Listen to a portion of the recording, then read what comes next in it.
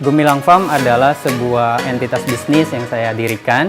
Kita lagi ngelihat budidaya ikan nila, sistem rakit apung, dan sistem sumbu. Selanjutnya, Gumilang Farm menggunakan kurang lebih 3-4 jenis instalasi hidroponik. Padahal bisnis di pertanian itu jauh lebih menjanjikan ya kan? Insya Allah.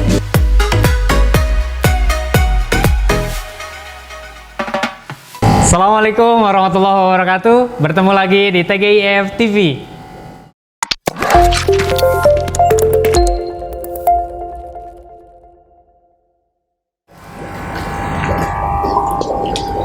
Pakan merupakan unsur yang sangat penting ketika kita melakukan budidaya. Dan kita tahu bahwa biaya yang dikeluarkan untuk biaya pakan itu bisa mencapai 70-80%. Itu menjadi sebuah permasalahan ketika kita melakukan budidaya. Maka, apakah ada alternatif lain selain pakan pabrikan? Jawabannya ada. Jadi, kawan-kawan bisa memanfaatkan apapun yang ada di sekitaran kawan-kawan untuk menjadi pakan alternatif dari jenis ikan yang kawan-kawan budidayakan. Hanya saja yang perlu diperhatikan adalah kawan-kawan harus memperhatikan ikan yang kawan-kawan budidayakan ini termasuk kecenderungannya karnivora, pemakan daging, ataukah herbivora, pemakan tumbuhan, ya. Jadi kawan-kawan bisa memilah mana yang paling efektif sebagai pakan alternatif yang nanti kawan-kawan bisa dipergunakan untuk komoditi kawan-kawan yang budidayakan.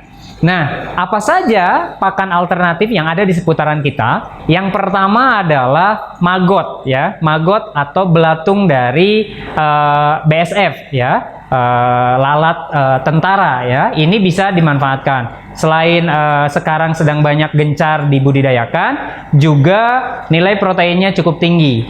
Kemudian, yang selanjutnya bisa kawan-kawan gunakan adalah dedak. Dedak dari sekam padi, ini juga bisa kawan-kawan gunakan.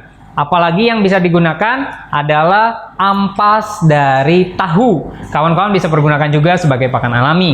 Kalau misalnya kawan-kawan dekat dengan persawahan, maka kawan-kawan bisa mencari keong mas atau bekicot. Itu juga bisa kawan-kawan gunakan sebagai pakan alternatif dari komoditi yang kawan-kawan budidayakan. Selain itu juga kawan-kawan bisa berbudidaya tanaman paku-pakuan sejenis, misal adalah tanaman azolla. Itu juga bisa kawan-kawan gunakan sebagai pakan alami dari pakan alami ataupun pakan alternatif dari komoditi yang kawan-kawan budidayakan. Selain itu apalagi? Masih banyak. Misal dari usus, kemudian dari bagian-bagian tubuh yang tidak dimanfaatkan ketika kawan-kawan datang atau berkunjung ke RPH, rumah pemotongan hewan, itu bisa kawan-kawan olah dan kawan-kawan gunakan sebagai pakan alternatif dari jenis hewan-hewan budidaya yang cenderung karnivor. Kemudian juga kawan-kawan bisa mempergunakan ikan curah, ya, di TPI, tempat pelelangan ikan, itu kawan-kawan juga bisa gunakan. Jadi sebetulnya banyak macam dari pakan alternatif yang bisa kawan-kawan gunakan ketika kawan-kawan ingin sedikit menekan dari biaya operasional yang sebelumnya cukup besar dalam biaya penggunaan pakan. Mudah-mudahan bermanfaat. Bagi kawan-kawan yang ingin berdiskusi, ingin bertanya, silahkan tinggalkan pertanyaan di kolom komentar. Insya Allah kita akan jawab pertanyaan kawan-kawan. Terima kasih. Assalamualaikum warahmatullahi wabarakatuh.